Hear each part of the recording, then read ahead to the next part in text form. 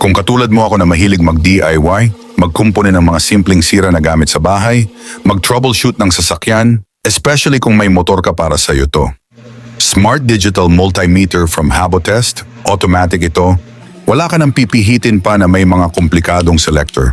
Kusanan nitong madidetect kung may continuity o may putol ang dinadaluyan ng power, AC or DC voltage katulad ng cable wire, battery, fuse, capacitor at iba pa.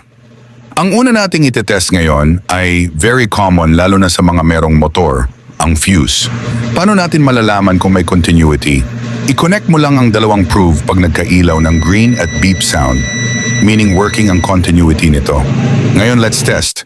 Itutusok mo lang sa fuse katulad nito. Kapag nag-green light at nag-beeping sound, it means na walang putol, kaya okay ang fuse natin. Kapag hindi siya umilaw o walang beeping sound, ibig sabihin putol na o pumutok ang fuse natin. One of the best feature ay merong non-contact AC voltage detection. Malalaman mo kung high or low voltage. Itatapat mo lang ito for example sa outlet kapag fast beeping at red light, ito ay high voltage. Low voltage naman if slow beeping sound with green light.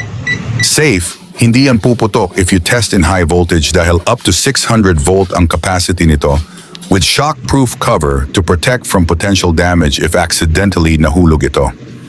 Ayan mga tropa, check out lang sa ating yellow basket. Alright.